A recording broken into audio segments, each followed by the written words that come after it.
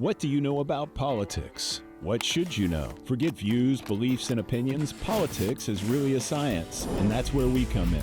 Welcome to Inside Political Science. I'm Kirby Goodell. I'm Todd Kent, and we're your guides to what's actually happening in politics. We're using our years of experience to navigate political data, media, money, behavior, and more to educate and inform you. Welcome to Inside Political Science. I'm Kirby Goodell. I'm here with my co-conspirator and good friend Todd Kent, and this is our semester wrap-up episode. And Todd, we brought along some students to help us make sense of the world and to hopefully help fix all the problems we're leaving them with. Exactly. You know, we're on the campus of Texas A&M, so I thought, what a better way to end the semester than bring some students in and hear what their thoughts are on their political world. Can I introduce our guest? On the left here is Sarah Severin, a political science major, just graduated from Texas A&M. Next to her is Kathleen Parks, who's a society, ethics, and law major, also the vice president of the student body, or Student Government Association here at Texas A&M. And then Ben Crockett, also a recent graduate of political science at Texas A&M. Welcome, students, and we look forward to what you have to say today. Thank you for having us. Yeah. You want to lead? Sure. You know, we hear a lot about politics today, and there's a lot of cynics. There's a lot of complaining, polarization. What are you feeling being on the campus of Texas A&M? What are the students saying about politics? Do they even care? Or if they do care, what are they thinking? I think that they do care. I think that there's a push among my friends to get more informed and to push each other to read the news more. There's been demonstrations on campus. We just had a speaker come on campus, and I think it got people asking questions. It got people listening more than I feel like they've had before. And I think the way that social media unites us has made people even more interested. Kathleen, Ben? I mean, I think they definitely do care, but it's care about what? That's always the question I go back with. I don't think that there's very many 20, 21, 19-year-olds out there saying, you know, the property taxes this year. I mean, I don't know if you've seen what the Board of Adjusters is doing. That's not the types of things that they care about. But to the extent that there's issues that directly impact them, we can see them being very engaged. Yeah, I would agree with Sarah and, Ben too. We've had a lot more discussion on campus, especially with the elections that just happened.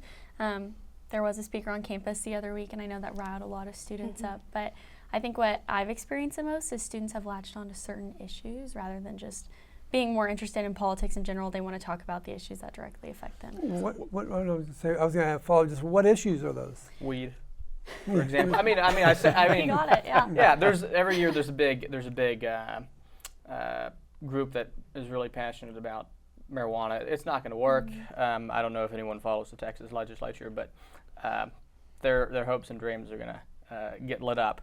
That being said, there's a few other issues. I think housing is something that they care about a lot. Inflation is the bread and butter issue that transcends, I think, age and employment. Everyone cares about how much their eggs are. But Kathleen, Sarah, do you have any? No, I agree with Ben. I think what's happening with immigration right now for international students, also the university sent out university-wide email, and I think that caught some attention because we go to class with international students. Many of us know international students, and how does the immigration laws affect people that we know and go to school with? Do they blame Trump for that?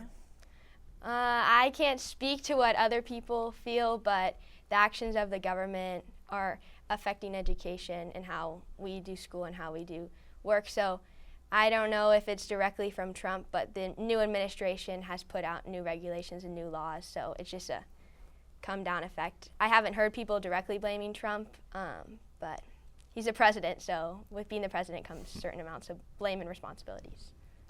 Now, y'all are on the job market, thinking about the job market. Trying to avoid unemployment. Trying to avoid unemployment.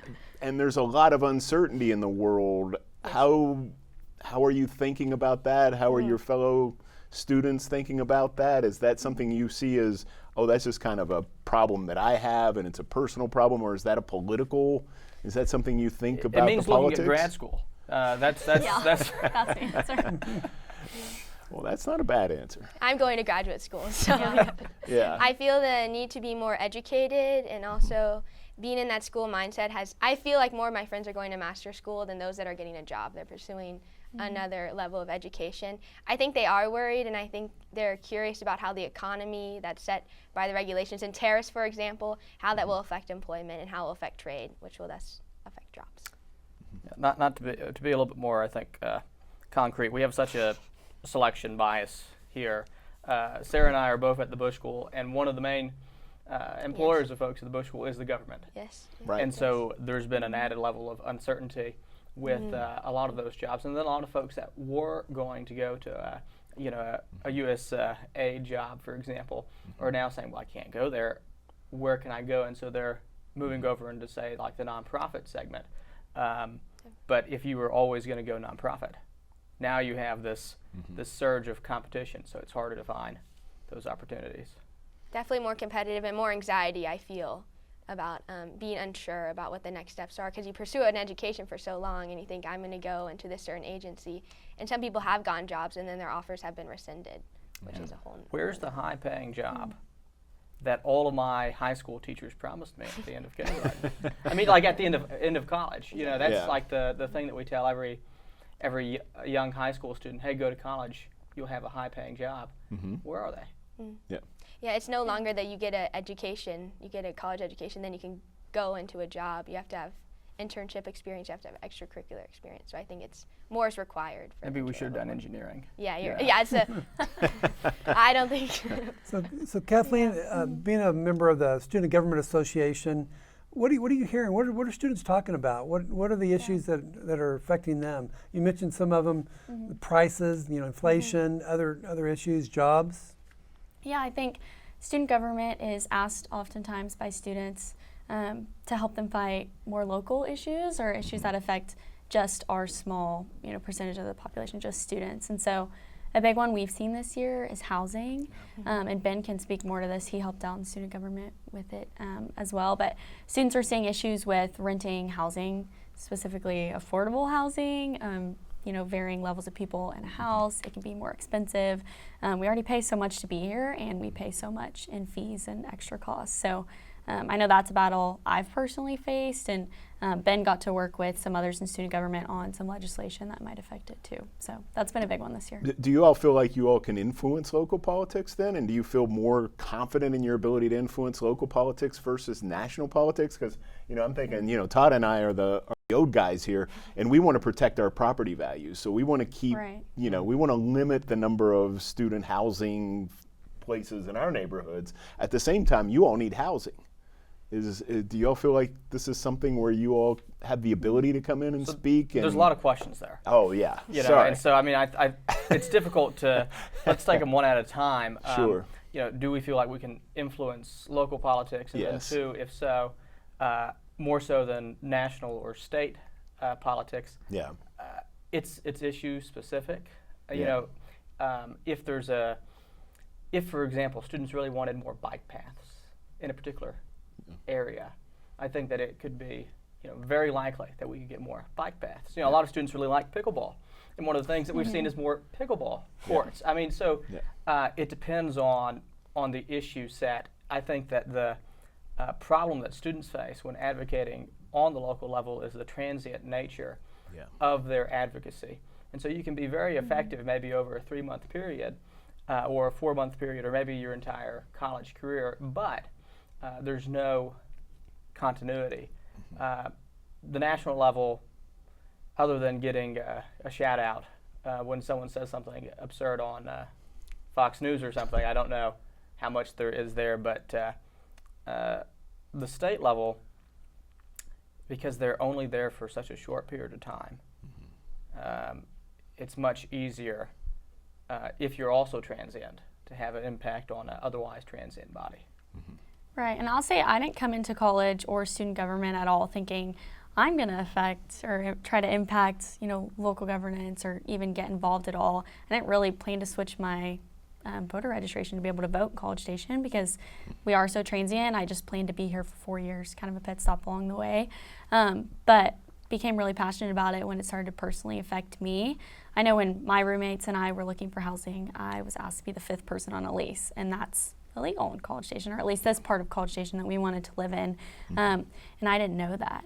And so I think students experience something and suddenly their interest is piqued. And then I found myself speaking to city council and signing petitions and advocating for this kind of issue. So it's been an unexpected blessing of college to figure out that I am interested in this, and then because we're at A&M and the city of College Station is willing to work with us, we can just go do those things. So, are students in general, are they care more about the local issues that affect them, or national issues, or is it hard to say? I feel like it's difficult. I think it depends on the person. I think their social media usage directly affects what issues they care about. I see my friends who don't use social media very much feel much more connected on the local government level, and those that use social media a lot and are constantly on it feed directly. They get their news from memes sometimes, if Instagram's like their #1 app usage. I think it is dependent on how often they read the news on a national level, or versus picking up our student newspaper like the Battalion. I think it depends on that. Yeah, you learn about national issues, you experience local issues. Yeah, that's a good way to put it. So, go ahead. Oh, do you all feel like when you talk politics with your fellow students, and do you feel like it's like the rest of politics where everything is nationalized and it's hard to find agreement, or you don't want to talk to people who are of the opposite party because, you know, disagreement's uncomfortable? I mean, I know y'all are more politically oriented, so maybe that's not true, but do you find that people are reluctant to talk about politics and talk about tough issues? Only if I tie it to religion at the same time. To paraphrase G.K. Chesterton, but reluctant, it depends on how sensitive I think people are to conflict. I think there's sort of an assumption that there's going to be a disagreement at some point. Everyone has their list of things. No two lists are the same. And so what's the willingness there? I don't know. Political science probably has a very high willingness to disagree, Yes. but maybe the same might not be able to be said about. I'm not going to throw any majors under the bus, but I'll let Kathleen or someone else. Well, let me just throw something out. So I was looking at some data before we came here, and FIRE, which is the free speech organization that looks at a lot at college campuses, rates A&M not super high in terms of its free speech, not because of the lack of free speech protection, but because in their surveys they find that a lot of people self-censor or don't want to talk about things. And so I was just wondering if you all sense that, or if is that true? Well, you've seen their most recent survey, I imagine. Yeah. One of the interesting things is, of course, that we have a very even proportion between liberals and conservatives. Yes. Compared to other schools. And that might mean that there's a sufficient mass of people in each group where, you know, maybe you don't have to have that cross the aisle conversation. But at the Bush School, I don't think that's been my experience. I think we've been very, willing. I think classroom practice has really helped, like how you engage with other people. You have to have a certain level of decorum that you have in the classroom that you won't have when you're interacting with your friends. I just keep on thinking about like the word relationship. If you have a relationship with someone, you know them personally besides their political beliefs, you'll have a much more honest conversation than if you just met someone and you're like, hey, it just comes up in conversation. So I think it depends on the level that you know someone. Religion is definitely an issue that gets people up. We have a large religious presence on A&M campus, so also taking that into consideration. I don't feel self-censorship. I think it's just depends on the level of confidence you have in articulating your views, because I see that some of my friends can get frustrated if they don't know how to articulate what they want to say. Across the country, not to jump in there, we see free speech is really kind of coming under attack, and your generation is there's some are nervous that your generation is going to not believe in free speech to the level that previous generations have. What do you think? What do you? No, I think we are more able to ever to like share our opinions across the world. I can tell my friend who lives in a different country what I feel, and that's exciting. That's also to say that we understand that people who live in different countries have different restrictions on free speech. They have to use certain apps that they're only able to use in certain places. So I think we want to have free speech. I sense that, like, we want to get our opinion out there, but also so does everyone else. So you're kind of quiet and a noise in a yelling room full of people. Yeah, no, I agree with Sarah. I think now, especially, a lot of us are, away from home for the first time, are able to freely express whatever we think on social media now that we're old enough to vote, and it does pertain to us, and we can have opinions. And so some people choose to take advantage of that a lot more than others. I'll disagree with both of these two, not being in the Bush School. I'm in arts and sciences. I can tell what my professors are thinking. I can tell what they believe because they choose to talk about it, and a lot of my peers and I don't, because maybe it's, we don't want it to potentially affect our grade, not that that's ever happened in my experience, but we don't want it to affect our grade, or we don't want to anger anyone around us in the classroom. We just want to take our class, get it done, because we're not talking about these topics in class, we're talking about other things. So I choose to practice a good amount of self-censorship, just don't want to get myself in trouble, don't want to get into an argument with someone, but also there's so many news sources, and it's hard to navigate them all. What if I say something wrong in a conversation? So, Do you think Texas A&M students are too nice when it comes to these issues? I don't think so. I think people very freely express their opinions here if they choose to, but people like me, freely choose not to. I think most often we hear about the cases where people are not nice. But yeah, I think everyone feels free to say it. And I would encourage anyone to try to offend me if they want to. I mean, I think that free speech is the come and take it issue of our generation. It is so important that folks disagree, because even if you were a flat earther, for example, or you believed that we were created by a flying unicorn, would I be able to explain why you were right or wrong? How would I be able to prove that the earth is indeed round? And I think that when we don't question our own beliefs, we start to, as Christopher Hitchens said, take a false comfort in the consensus of the majority. And so that free dialogue encourages us not only to rebut maybe what other people say, but also, every so often, even if they're saying something crazy, they might have a good point that causes us to do some reflection on our own beliefs. Sarah and Ben, both you guys traveled a couple of summers ago to Europe with the Summer European Academy. I'm in fact to leave Friday to take some students this year. We're going to encounter a different Europe, one that's really kind of clamped down on free speech, and especially political speech, and where you can't, maybe you're discouraged from saying mean things on the airways. What do you think about that? Oh, the good tolerant Europe. It's their own tolerance. Yes. Go ahead. I think it will be interesting to see how it will affect the students' interactions on the trip. I enjoyed the trip so much because I was able to discuss with people who had the same interests as me across the globe, who have had different experiences than me, and really understand how much American politics affects the rest of the world. So I'm curious to see how our seemingly abundance of free speech will even interact everyday interactions with people that they come across. Yeah, tolerance in the form of censorship is like dieting in the form of calories. It just doesn't make a lot of sense to me. Yeah. So what's just to kind of wrap up this, at Texas A&M, free speech is alive and well. Yes. And so we're able to think, which is great. I think that makes for healthy discussions, and I love it when we have speakers on campus and come from different persuasions and let everybody talk about it. I think that's very healthy. Yeah, and one of the reasons I asked I'm prepping for this, I'm like, that's not my experience. I feel like students in my classes feel more than comfortable offering their opinions, sometimes too much. No, that's a joke. No, I agree with you. I don't sense that at all. And I do think sometimes our students are too nice.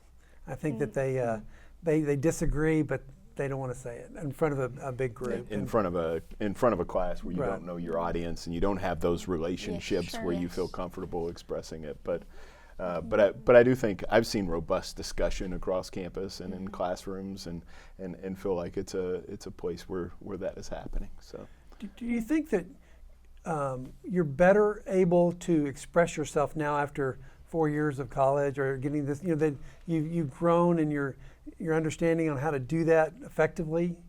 I guess I'd say other than, you get a degree, but what else did you get while you're here? Did you learn to communicate better? I definitely learned how to communicate better. I just had all these ideas in my head and I wasn't able to articulate them or verbalize them. And also, I've gotten so much better at asking questions. I am biased as a political science major. We learn how to talk. We learn how to not argue, but assert our opinions, even through writing. I feel so much more confident. Through student organizations, you come into conflict. If you're really getting good work done, you come into conflict. And how can I articulate my opinions and really stand on what they are, and also listen to advice from people that I trust and mentors that I trust. I feel like it's invaluable on top of my education. So yes. Yeah, I'd echo that. The college experience is sort of like what Francis Bacon said. Discourse makes a sharp mind, writing a precise mind, and reading a full mind, more or less. And that's certainly been sort of the path of my degree. And so coming out into the workforce now, trying to avoid unemployment, as we said earlier in the intros, to some success, that's been, I think, a great aid in knowing, these are some work products I can show you. These are some papers that I wrote that I think would be able to be aptly translated into reports and this and that. So very helpful. Yeah, ditto both of these two. I think more than just how to express myself articulately, I've also, through student organizations like Sarah touched on, learned the importance of when and where and how, and knowing your audience. We've been, part of social organizations actually together, and also professional ones, and so learned a lot of tact through that, which is valuable to me. Well, that's it for the first half of the episode. When we come back, we'll talk about the future of democracy and whatever else you all want to talk about. We'll be right back. I'm Leslie Bowen, the CEO of the Arts Center of the Brazos Valley. We are very fortunate to have the most wonderful public television and radio station in College Station. A lot of people don't have access to things that are now available to them still for free through public television. This is a really valuable element that we need to preserve. Please consider supporting public media by going online to kmu.tamu.edu.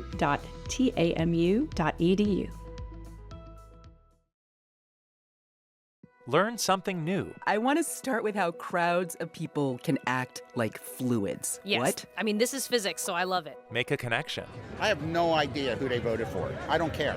This tailgate in particular, everybody's welcome. Dig a bit deeper. We're often looking for a small secular liturgy for our lives, and poetry can provide that sometimes. Stay curious with all things considered from NPR News. Weekdays at 3 on Aggieland's Public Radio, KAMU-FM. Welcome back. We're talking to some of Texas A&M's best and brightest, the future of American politics right here. And we were talking, Todd, we were wondering, how do you know about politics? Where are you learning about politics in today's world? Everything's so complicated. I still watch the nightly news. I'm that old. I get my news from BBC. I enjoy BBC and how they have a worldview. I also read the Pour Over News. It's a Christian news, and it has the top headlines around the world, and then it comes back to some biblical advice as well. I see my friends getting their news from memes, from Instagram, just being truthful. LinkedIn also has some great articles that I read as well. That is from my network that LinkedIn knows that I'll find interesting. Yeah, whatever's easiest to grab. I know, like, when I was interning last summer, I listened to the BBC podcast on the way in. It was like the perfect length. Also Wall Street Journal, occasionally New York Times, and a lot of stuff comes up on social media too. Like, that's where you'll see a breaking headline. Yeah, so I'm probably the worst person in my generation to be representative on this issue. I have the news habits of a 55-year-old. So the first thing that I do in the mornings is I'll read the Wall Street Journal. not cover to cover. I skip entertainment and all of that fluff, but usually I'll read like the finance section and then the opinion section. And the same thing with the New York Times. And then I have Google Alerts. And this is a great tool for all of your folks out there that want to be informed about an issue, but don't want to track down articles. And so I have Google Alerts on all of the issues that are important to me. And so I'll get an email every time there's an article published online on those issues. And you can set geographical restrictions, time restrictions, source restrictions, and really only get what you want delivered right to your inbox.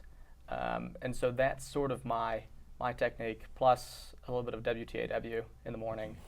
Like I said, not representative at all. But you are personalized the news with the Google alerts. What issues are you?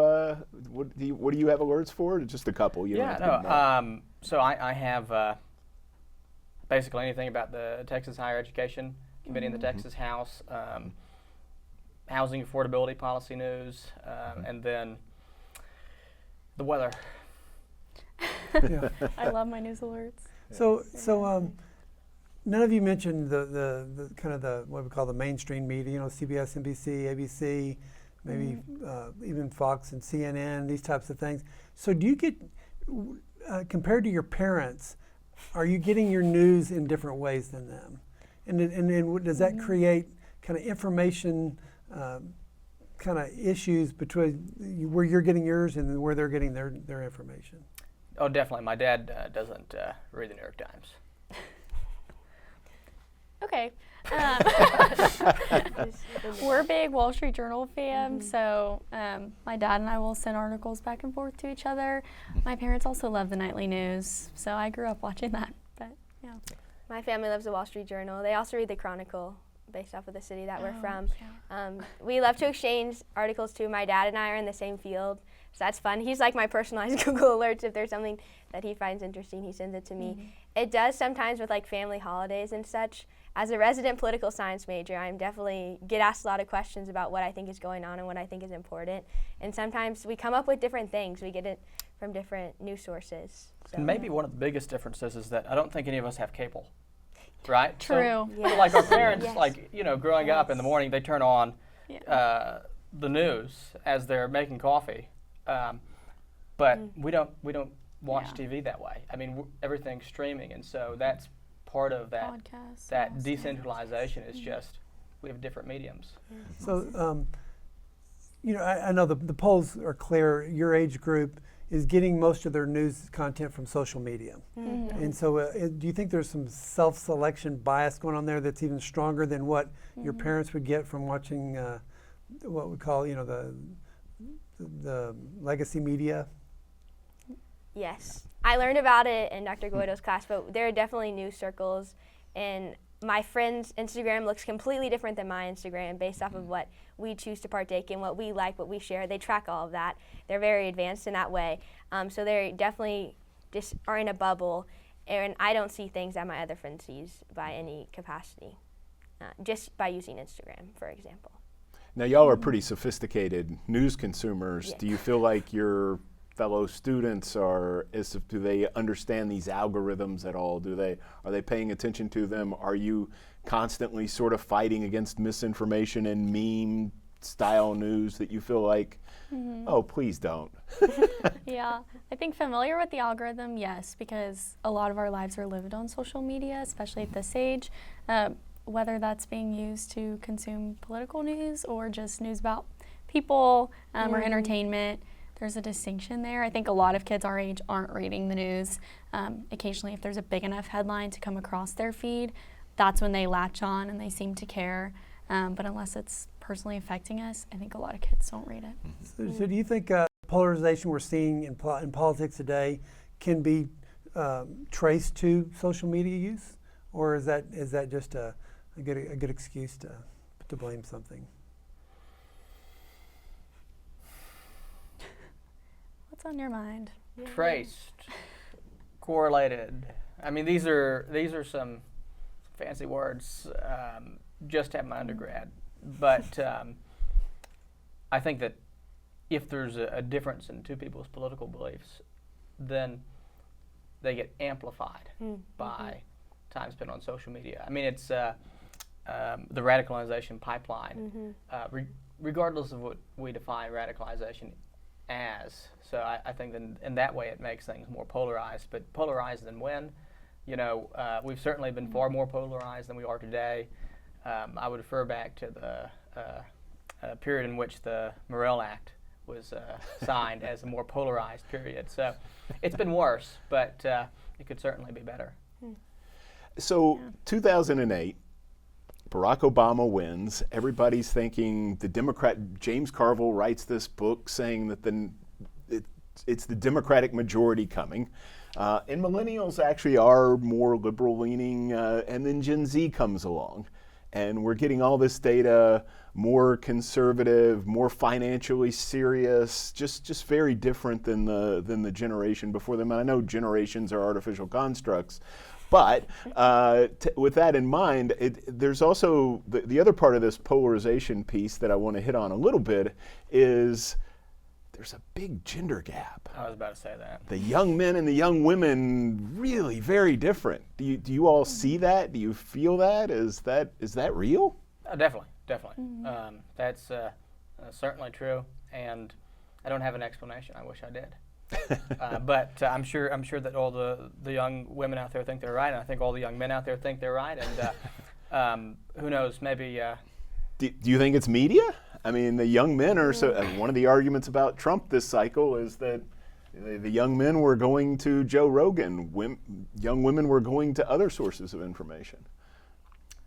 Yeah, I think media could be a large part of that. I also think that it could be a decline in certain types of jobs. You know, I mean, one of the shifts we see about college enrollment, I think there's a lot of things going on there, and I'd be hesitant to say it's only Facebook, Instagram, Twitter, X, whatever we're going to call it, TikTok, and not some, because it is such a big change, not some underlying, you know, I always think, well, it's the economy, stupid, to quote someone famous. So yeah.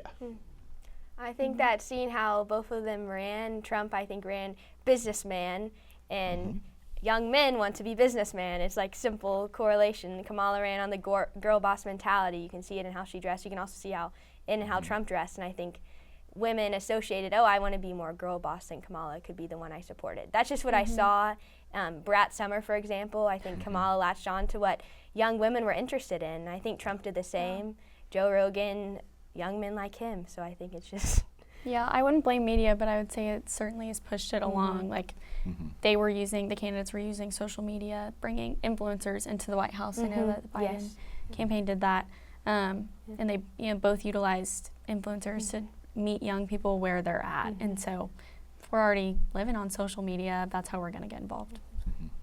So when your age group kind of assumes the baton from the previous groups before you, are we going to see more polarization, or is there going to be an ability to kind of come together and get some consensus on issues and learn to compromise every once in a while when it comes to a policy issue? One would hope so. I think viewpoint diversity is going to continue to grow. And what I mean by that is, you know, polarizing makes things sound like they're one pole here, another pole there. But really what I think social media will do is create a multipolar viewpoint sort of landscape in the U.S. And we kind of already see that. I mean, that's kind of been a thing for a long time. But, you know, your libertarians will become more niche libertarians, and your, you know, liberals will become more sort of nichely liberals. Your conservatives might divide up into sort of a little Burkean conservative ecosystem. Yeah. Just for the political science shout out there, but I think you're going to see a more fractured ecosystem, maybe less of a bipolar sort of left and right dichotomy here. But interesting. I think young people aren't really as attached to parties; they're more attached to social issues. So I think they'll choose the politicians that they support based off of what's most important to them. So what's the defining issue of your age group? One? Shoot. Just one? Just one. I feel like abortion. As a young woman, I hear that a lot. being discussed. Also, how does religion come into play when you're selecting these large decisions that affect millions of people per state? Yeah, I know Ben mentioned free speech earlier.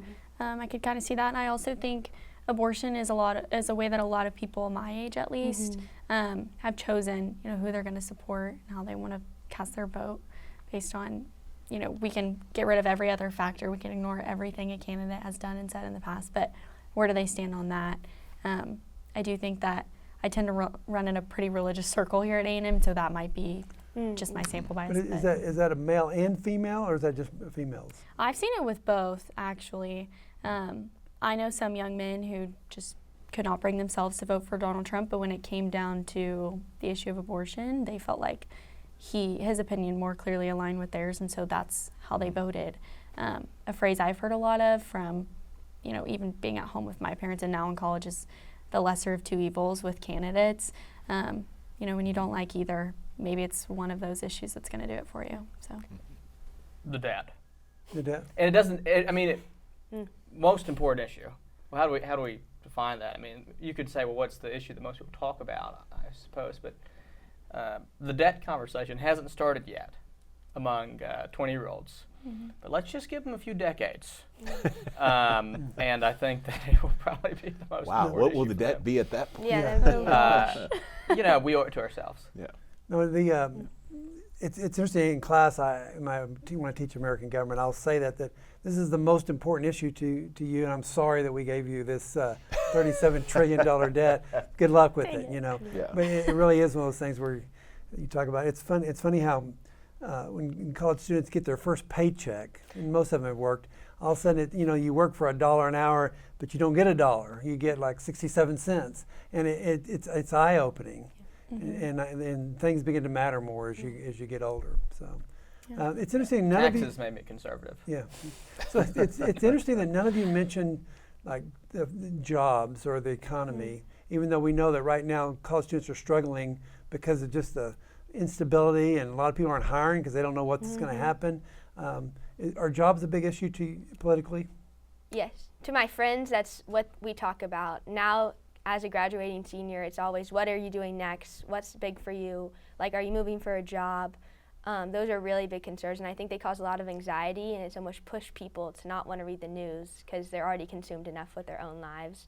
And how they're wondering how the economy really plays into the jobs that they're having, because all they hear is job freeze, and then they're becoming curious about, well, how does that affect who I vote for? I think they're drawing the I don't know many of my friends who speak about jobs, in the abstract. I mean, just the economy and the job creation that's going on. I think, at least all of my peers, they say, well, I'm looking for my job. And so maybe it's just not something that we tend to conceptualize in political terms, more of, the live reality of, so what are the opportunities out there for me right now? But when you're looking for those opportunities, do you see that as just, do people tend to see that as this is just my search, my thing that's going on, or is this something that they see as also deeply embedded in the politics of the moment? I think once they search long enough, once they don't find a job, it's become a government problem. Yeah, then it's Give the us world. time to blame the government. It won't happen. I'll get there. I'm not there yet. Yeah, I think it's what's brewing ahead. I also see my friends self-selecting. They're like, well, this is the exact job I want. And they're becoming much more particular when I think people of older generations are, you just need to get a job. But my friends are more, I want this certain job. So they're being more particular than I think in past generations. I just need to get my foot in the door. I feel like that's no longer the perception. That's what I get stuck. When your work, I wanted to hit one more question on this just because I'm fascinated by it. But when you're thinking about jobs, there has been some conversation about younger generations being less materially oriented than maybe my generation was. Is that, do you think that's still true, or has the uncertainty just made it like, oh, I need a paycheck? Or because the argument was that younger generations were more oriented towards, the finding was they wanted a job with meaning. They wanted to work for a company that was doing good in the world, or that they felt that they were doing something important. And is that still the case, or is it? I think so. I want a paycheck. I agree. I mean, we want a paycheck also. I mean, make no mistake, we're not doing it for charity. I mean, you know. Right. We're not. But the meaning component, I think, is really important to young people looking for jobs, and you can tell that not only because of what young people are self-selecting to go into, but also because of the way that companies are responding to that and how they're positioning themselves and sort of marketing themselves to future employees as, this is our mission, whatever it may be. And they're looking at you align with their mission. That's found a key thing on interviews, if you can see yourself being passionate about it. Also, I feel like our generation loves experiences, and if a job can give you a really exciting experience, if you have the opportunity to travel, they'd be willing to take that over a higher paycheck. Yeah, I think that with everything we see on the news and, that's happening in the world around us, a lot of it seems bad and there's so much fear. And I know as someone who hopes to go to grad school and then go find a great job, I'd love to do something meaningful and just be a force for good, because I'm seeing so much bad, but I know that I have a good heart and I want to do something good for the world. So I would say meaning. And titles are insanely important as well. I also would say that young people probably have a preference for being the vice president of a bank, right? Even if there's. I thought you were all going. I had to tie that back giving in. a little warning to J.D. Vance. But have a title like that opposed to having a slightly higher paying job, and that's.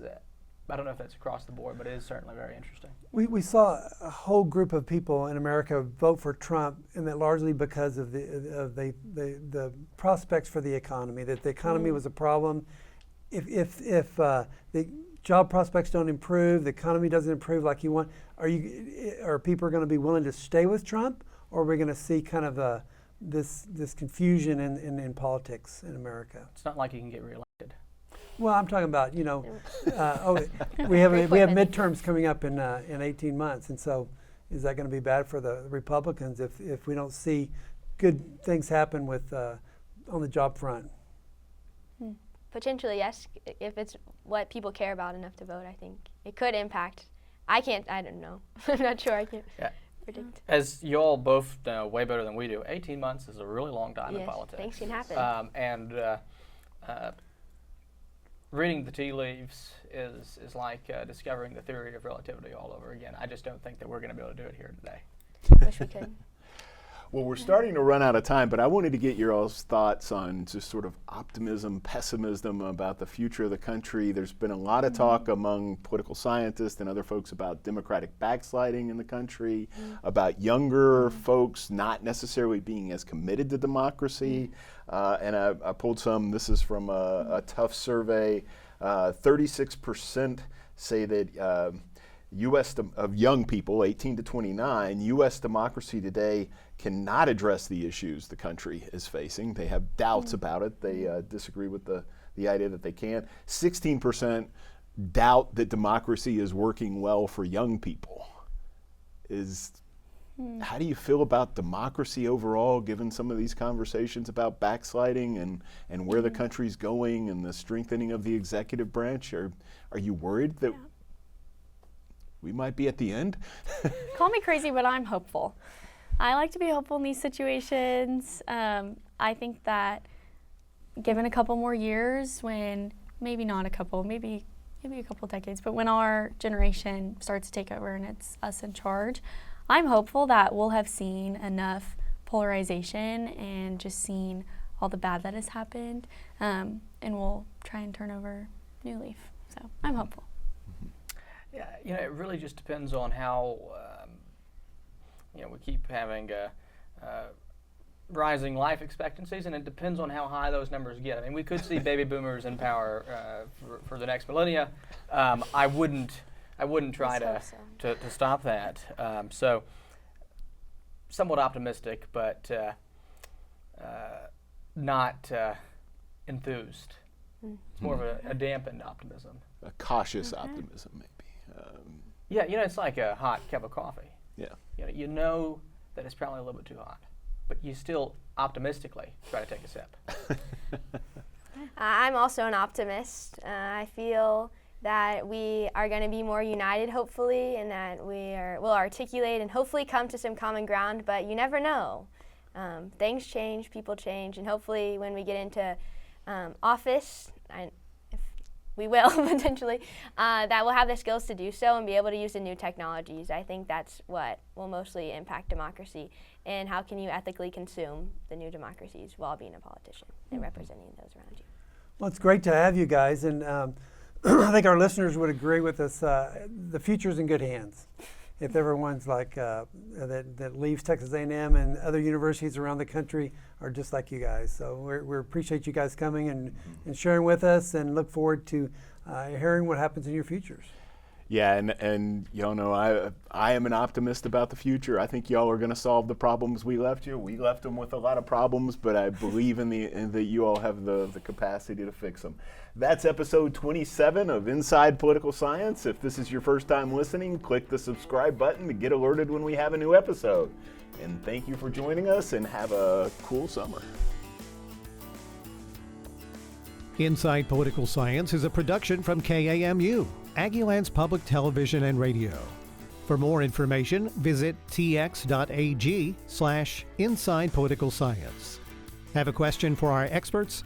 Email them at insidepolisci@tamu.edu. Also, subscribe to the show on your favorite podcast platform so you never miss a new episode.